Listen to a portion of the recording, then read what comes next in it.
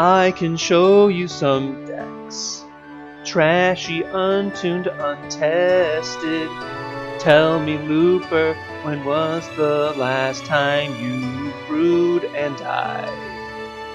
I can open your box, make your coasters famous with text so unsound you'd think I was crazy and high. A whole new meta, a new refreshing point of view. No one to tell us no, I'm not a troll, or say I'm only dreaming. A whole new meta, a fresh format to play, it's true. But where do I play? TTS to slay, but now I'm in a whole new meta with you. Hey everybody, this is Nick Cuenca from thehyperloops.com, and I'm here to give the updated Gauntlet for the Hyperloops. For those who don't know, the Hyperloops has been keeping a gauntlet of deck lists for you to test against. Given that there is no IRL tournaments going on right now because of the coronavirus, all of that play has been happening on the Artificery League. I actually played this league this month, and I had a lot of fun. The Gandork Holocron update, the unofficial update, happened at the beginning of the month when the season started, and that really has changed the metagame, and I think it has changed the metagame for the better. But before I get onto the Gauntlet decks, I wanted to give my meta thoughts on this particular update, the Gandork update. So first off, it disincentivizes rainbow decks. A lot of the changes that happened were to a lot of the really good zero-cost cards. A lot of times, rainbow decks would just play all of these. And now, since they're on the restricted list, you can only really play one of them at a time. So now there isn't as much jamming all the best cards into one deck and just playing a rainbow deck. But not anymore. You just can't do that anymore. So as a sort of result, there's less of a penalty for playing 1 and 2 color decks. Before, you were trying to maximize getting all those really good cards into your deck. Since many of the power cards are placed on the Gandork Holocron, the overall power of the pairings and the meta has equalized. And I think right now we're sort of seeing a 2-character meta, which is unusual, but I think it's really refreshing. We haven't really seen that as much in a long, long time. 3-character decks were very, very popular for a long time. They were the best decks, but now not as much. But I do believe that there is possible combinations that you could do 3-character decks. I think that the 2-character decks sort of build themselves. And I think a lot of the 3-character decks will end up being maybe 2-color decks as opposed to rainbow decks, because getting good spots, spotting your color, for example, in Hero, if you're easy pickings or entangles, you want to keep those live. So you might seeing a lot of like 2 yellow Hero decks because those cards are really, really powerful. Let me know if you agree or disagree or have anything to add to my meta thoughts. I'd like to hear what you have to say. Please put it in the comments or on social media. The first deck I want to talk about is Reloj. Reloj was already one of the better decks in the format. Now, with the Gandork Holocron, it, I think, becomes the top dog. With covert missions, it also gained a few cards that are very, very powerful and worth considering. Nullify, Fluid Riposte, Anakin Saber, Xian Mastery, and it only has one card that's on the restricted list, which is Hidden Motive. There are no other cards that it would want to play. Abandoned Refinery went on there, and it never wanted to play that. I think Reloj is in a great position as just being a very, very powerful deck in the metagame. Next up, I want to talk about Palpatine Unlimited Power. And Palpatine got a few goodies in the latest set. Death Field is a very powerful ability. It does cost a lot, but its special does deal damage, 2 damage to all characters, and with Palpatine's focus, can reliably get to that. Can re-roll it back in.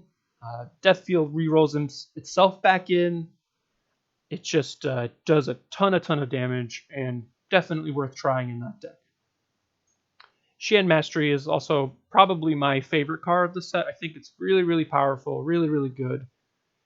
It solves that problem of having a big upgrade that you need resources to play in round 1. You can play an upgrade, use it, then get a bunch of money, get 2 more money, overwrite it, and the die gets into play.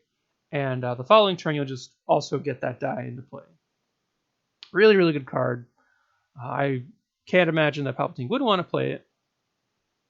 It is the ability. Yellow Palp does suffer from one thing that it did get a nerf, where it does want to play Desperate Measures and Hidden Motive. You have to choose which one you want to choose. The way I see the meta evolving, I don't really think that Desperate Measures is necessary currently. It is the more powerful card, but Hidden Motive does hit a lot of different things. It's going to be really interesting to see what exactly happens with the evolution of Palp. Once you see one of those cards from your opponent, you will know if they're playing the other, which will make playing around it that much easier. You also have Red Palp with Mahdi. You could also play another character, but I think Mahdi is the preferred. With Mahdi, I'll have the same problem where you wanted to play both Hidden Motive and Face the Enemy. Both of those cards are incredibly powerful. You kind of have to pick your poison there. I think Face the Enemy is the more powerful card, but not having that extra removal at 0, especially with the Mahdi version, is tough because you don't get as much money as you do with the water version. Next up, we have Mill. Mill, unfortunately, is still very good. It's very good against Palp. It's very good against any kind of untuned deck. The format's pretty fresh, pretty new. There aren't IRL tournaments. I do believe that these artificery tournaments can end up being a little bit inbred. It has a fast clock, good removal. There are a variety of mill decks. There is no standard, I believe. I think the holdover would be Leia with Yoda. It's probably fine. Yeah, it's a really scary deck. You should definitely be thinking about it when you prep for the tournament. Next up, we have Kylo, and what I like to say, X. I don't think these decks are tuned. Trying to figure out what the best version. It's kind of an unknown right now. And I'm talking about Kylo, Tormented one. The one that torments monocolor decks or mostly colored decks of one color. Think about the top 2 decks. Reloj, Palpatine. Palpatine's mostly blue. Relo's all blue. Just an insane card in this format. Direct damage. First action, deal 2 to Reloj. Kylo is going to be terrorizing people. Dengar got point reduction, so some people have been playing Dengar Kylo, which is very interesting. You have 2 characters that can do direct damage. Those sort of abilities stacking with each other makes it very difficult to play around.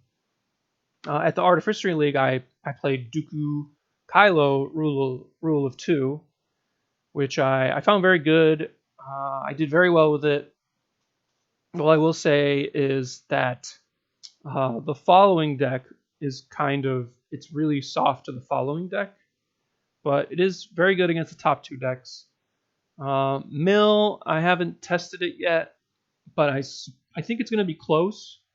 The inherit discard from Dooku, I think, will be annoying because Mill wants to use all of its removal on dice, and that deck has 4 starting dice that have 2 damages. You could really plow through So yeah, so we're gonna see Kylo come back. There's also a possibility for a red Kylo deck. It's for Rarinda. You guys remember that one? But there's probably some other character. Oh yeah, Kylo with Mustache Man. You guys know who I'm talking about. Wolf Yularen. So we could see Kylo Wolf. Could be very interesting. The next deck I'm going to talk about is a deck that I think a lot of people have forgotten about, but I actually lost to it in the Artificer League, and that is Plox, or just any kind of diceless burn deck. I think this deck is really well positioned, actually. It's kind of tough against Reloj when they get the shields going. Against Palpatine, I also think it's a little bit tough, but I think you can kind of work on those matchups. Any kind of two-character deck, for example, I believe it's pretty good against Mill, and I believe it's pretty good against any kind of Kylo deck, or any kind of two-character deck really that doesn't have access to a bunch of shields. So I think it's pretty good. I think it does have some issues, but I think that it blanking Mill, a lot of Mill's removal is very, very powerful. A good, interesting place to put yourself in the metagame. I think it's the kind of deck that could be in a good spot in a particular week. There are a lot of different versions you could try. You could try a little more dice with it, a little less dice. I think you want to go as diceless as possible to really make it so you don't run into removal that will stop your strategy. Next up, we have Darth Bane. Darth Bane can do a lot of damage. He has 2 starting dice that in round 1, if you get Xian Mastery, his special deals 4 indirect damage. That's really insane. And let's not forget about Deathfield. Deathfield's huge for Darth Bane. It's more of a, here's some dice, here's some big dice. Do you have the dice removal? And as we know in this game, dice removal, mitigation is king. It's hard for Darth Bane to compete when it doesn't roll really, really hot. When it rolls hot, it almost doesn't matter. You're generally not going to have as much removal to deal with all of that hot fire. But when you roll subpar, Darth Bane can really struggle. When you play another color with Darth Bane, one of the issues is also, compared to previous format, is Hidden Motive is on the restricted list. If you play a yellow character, you want to play Desperate Measures. If you play a red character, you want to play Face the Enemy. That's some of the issues with playing villain. So he gets a little bit of a nerf that way, but still very powerful, still worth testing. Next up, we have the Armored Reinforcement decks. There is no standard right now. I believe that the deck that I played in the Artificer tournament, the Hera, Lando, Armored Reinforcement deck, I really like that deck a lot. I think it's quite good. I think it's very powerful. It has the ability to play around Desperate Measures when you know your opponent's playing it. Like if your Palpatine opponent is playing it, it doesn't go all in on the mods. We also, on the hero side, we do have access to Rebel Engineer, which can get mods. So you might be looking at a Rebel Engineer Hera deck. I haven't tested it yet, but Hera Rebel Engineer Satine sounds kind of intriguing to me because it can get a good amount of resources. Like Lando, you have 3 characters, so you're a little better against Plox. You might not win the roll as much, but it's still, I think, a good direction to look at. I think the Armored Reinforcement decks are going to be hero decks, and I think they are powerful because of Hera. You also have access to the same things you did before, but Armored Reinforcement decks just can't get Falcon, any kind of yellow vehicle that abuses the mods. Now I want to talk about honorable mentions. These aren't the only decks in the format. The format's brand new, so if you have any decks that you think should be in this list, please let me know. I don't want this video to go on too long. I personally love Afra. I think it could be good. I feel like Reloj is a tough matchup with all these new cards that it's getting. Your power level's going down, their power level's going up. But we'll see. I think that you could get it to a point where it is good against Reloj. It is Palpatine's always been a problem. If you play against Yellow Pal, that's just kind of a nightmare matchup, especially now that we don't have access to Fist. Well, you could play Fist, but Delve was such a important card for being able to get Fist out. So I'm working on it. I'm working on Aphrodite too. We'll see how that goes. I think it's really good against sort of the diceless decks. You can have against any 2-character deck. It sort of positions itself similarly to the Plox decks, except that it does use its dice to deal damage. I do love Aphra. Let's make it happen. Forlom is another deck that's pretty much very similar to Aphra in composition. Similarly to Aphra, being rainbow is disincentivized. You can't play the great cards. All of them, like Hidden Motive, Face the Enemy, Desperate Measures. That's a big kick in the pants to those 2 strategies. Where before you had a rainbow strategy like that. Being 3 characters, I think could be really good if you get a good build going. But we'll see.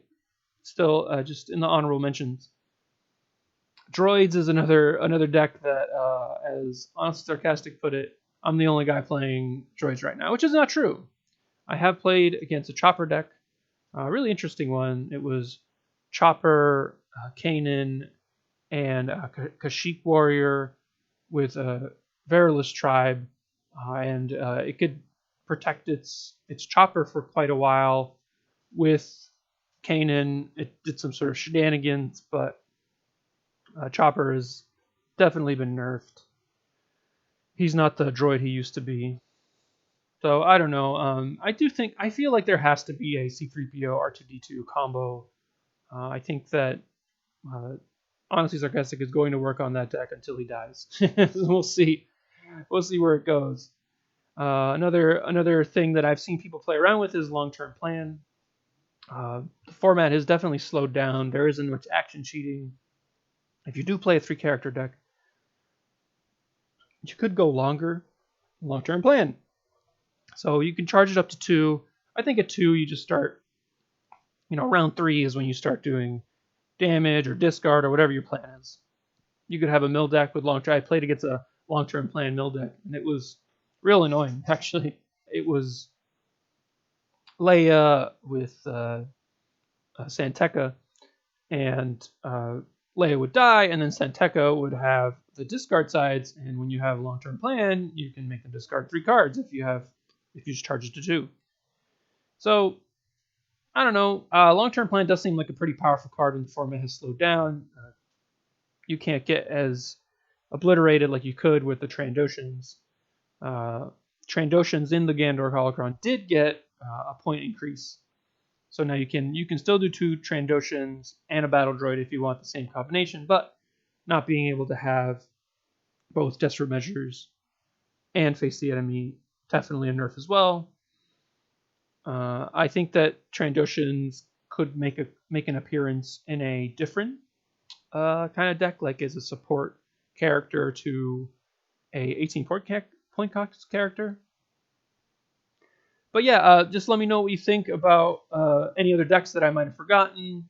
Let me know if you liked this video, and let me know what you thought of the intro. I worked on that intro for a bit. I know it's a little silly, but we had sort of a whole new meta thing that we started off with, and I just wanted to keep it going. I'm also working on my editing skills, and just sort of like, quarantine boredom breeds terrible art.